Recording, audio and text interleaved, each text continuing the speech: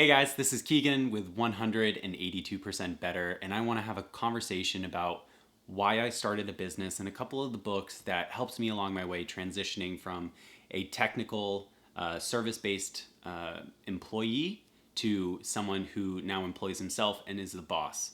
Um, it's a very different mental shift, and it's something that has been challenging for a lot of people in my position, especially when you think that you are really good at that technical piece.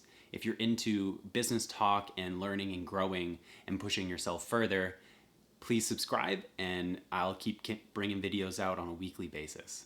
Thanks.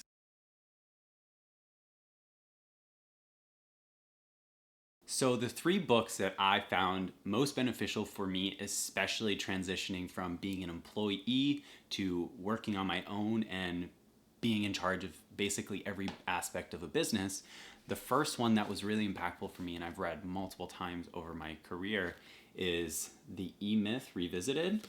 It's a renewal of the original E-Myth. Essentially, what he talks about, what Michael Gerber talks about, is the challenges and the transition of the three different aspects of everybody. You have the manager, you have the entrepreneur, and then you have the technician, or the person with the skill to do whatever it is. So for me, it's personal training. That is my technical skill. And then I also have the entrepreneur and the manager. Each part of you is going to have a different desire and a different skill set. And with the technical aspect, you can't have all of that. You can't all be within your technical space if you're going to have a successful business. Sometimes the most successful and best personal trainer is not a good business person. And vice versa. Sometimes a good business person is not the best personal trainer, and they're not able to do that aspect of the business, so they have to hire out. It is a mental shift for me that I had to change and kind of find a different ratio and a different balance between someone who likes to put things in boxes, i.e. a manager, someone that likes to dream and wonder and ask the big questions of where I'm trying to take things, the entrepreneur, and then the technician of how do I do and service clients the best to provide the best quality service I can, the best training session I can. And for me, I've transitioned a lot from really focusing on that technical aspect and then really going big with the entrepreneurial and focusing so much on that I lose sight of the day-to-day, the minutia.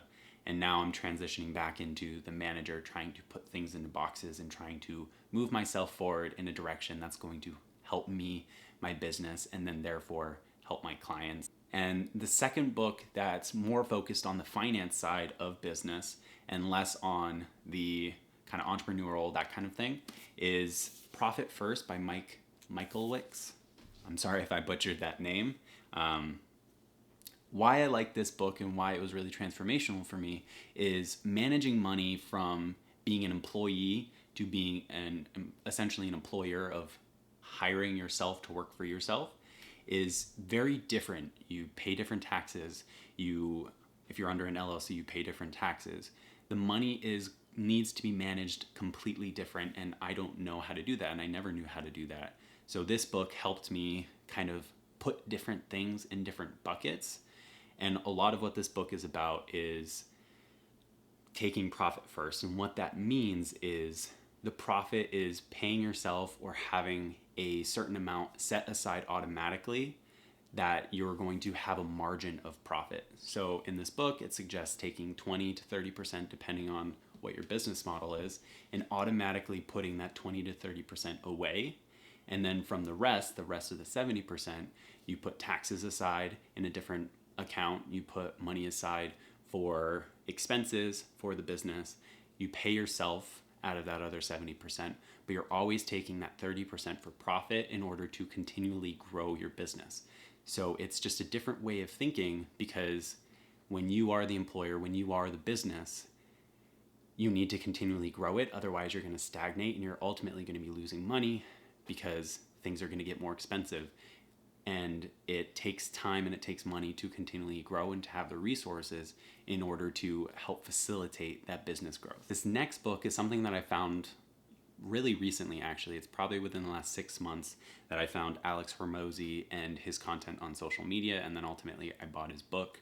but it's 100 Million Offers by Alex Hormozy.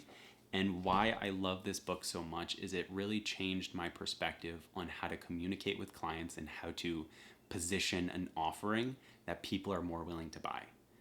When I first started out, and with all the other sales position, it's all about what the features are, what I'm going to provide in terms of features and benefits and perks to my clients and to the people that I'm trying to buy from me. And what this book really changed for me was you're not selling those benefits, you're not selling those additional add-ons, you're selling some form of outcome. Ultimately, people are going to buy the outcome, the emotional attachment to whatever they have or whatever you're offering. So for me in personal training, I'm selling some sort of fitness emotion. I'm selling a decreased amount of time that they have to commit into the gym with a better outcome than when they could get somewhere else. That's going to set me apart and change the way that I'm viewed in the industry.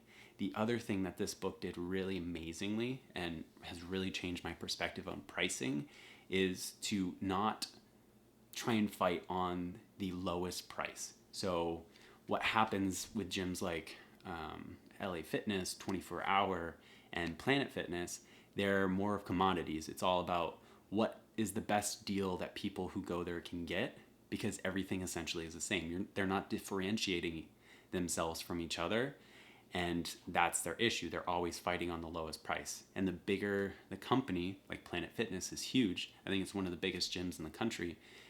They're going to have a lot more resources to fight you on price, and they're always going to win. But if I can position myself as a personal trainer in a totally different way, in a totally different light, to where I can no longer be compared with those big commercial gyms, and I can provide a service that you can't find anywhere else because it's specific to that client. They're able to feel themselves and get emotionally attached with what I'm selling. I'm more likely to, one, make the sale, and two, I can charge far more. One thing that he mentioned in the book is the difference between a general practitioner and the price that they can charge and a cardiologist. Essentially, they're both doctors. They can both do really good things with health, but when you have a heart condition, you're more likely to go to a cardiologist, and a cardiologist is going to charge you more for that appointment than a general practitioner can for a similar appointment about your general health. So the more specific I can get, the more I can kind of latch on to the specific needs of my clients, the more that I can charge. And that book has really changed the way that I charge. It's really changed the way that I've communicated with potential clients and the way that I market and create offers to sell. So those are the 3 books that have really changed how I talk about business, what I do with my business, and it's really benefited me in a lot of ways. And within the last year, I've tripled my income, and I can attribute a lot of that to these books, especially Profit First. Once I started making a lot more money as an independent business owner, as a LLC, it becomes very, very important to manage the finances appropriately so that you stay out of trouble with the IRS. I appreciate you guys watching this video, and I look forward to seeing you next week.